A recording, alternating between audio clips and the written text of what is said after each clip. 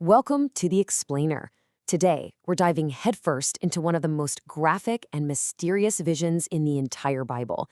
It's a single verse that has, frankly, confused and haunted people for centuries.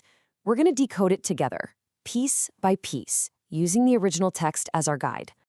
All right, to crack this mystery, first we need to see exactly what the author saw. And get ready, because this vision was so jarring, it literally stopped him in his tracks. So there it is. The author, John, sees this powerful, symbolic woman. But she's not just a killer. She's described as being intoxicated, literally drunk on the slaughter of God's most faithful people, the saints and the martyrs of Jesus. So right away, two huge questions pop up. Who on earth is this woman? And maybe even weirder, why was John's reaction described as great admiration? As we're about to see, that word really means something closer to profound, stunned astonishment. To figure this all out, we need to become linguistic detectives. So let's put on our detective hats and dig into the original Greek words used in the text. This is where the clues really start to reveal themselves, and the first layer of this mystery begins to peel back. Okay, clue number one, the word for drunken. Now, this isn't about having too much to drink.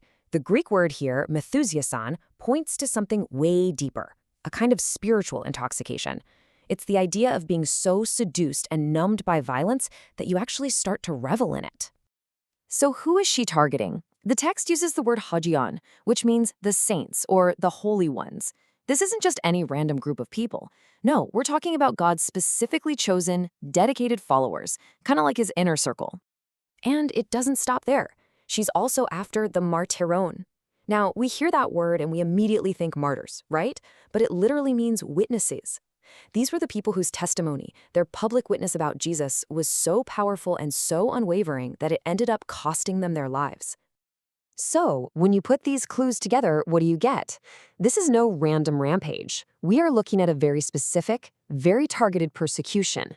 This woman represents some kind of system that gets drunk on the power it gets from silencing God's most devoted witnesses.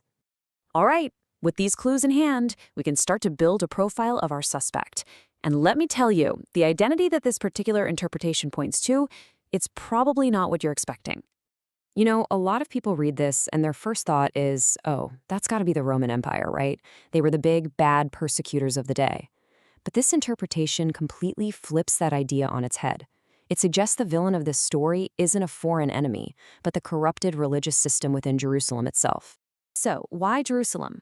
Well, if you think back to the Old Testament, Israel is often described symbolically as God's bride, the people he was in a special covenant, a special relationship with.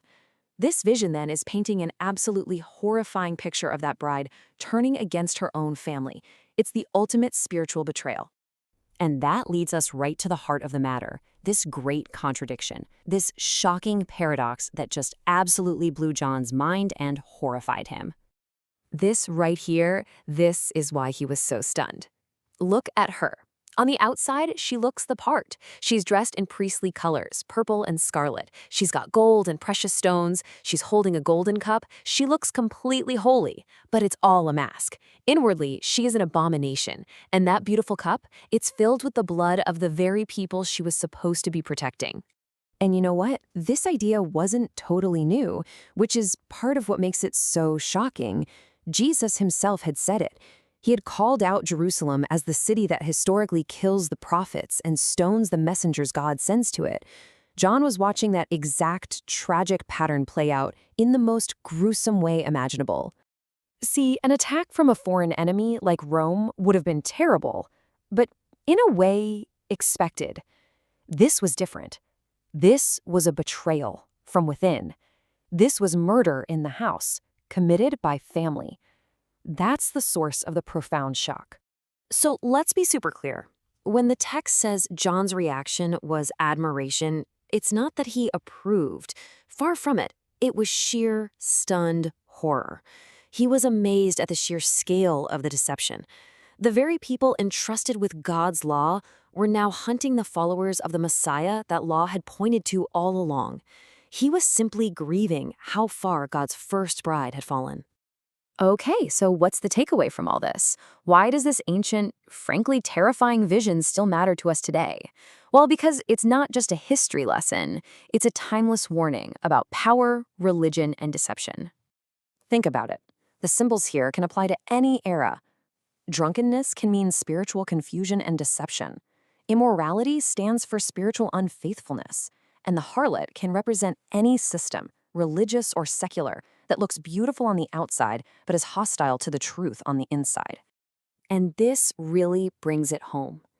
Years before John's vision, Jesus gave this chilling warning. He said that the most zealous, and therefore the most dangerous persecution, would come from people who genuinely believe they are serving God by silencing others. Ultimately, this whole vision is a universal warning against hypocrisy. It's a call to look past the beautiful robes and the righteous-sounding speeches and to judge any system by how it actually treats those who speak the truth. And that leaves us with a challenging thought to end on.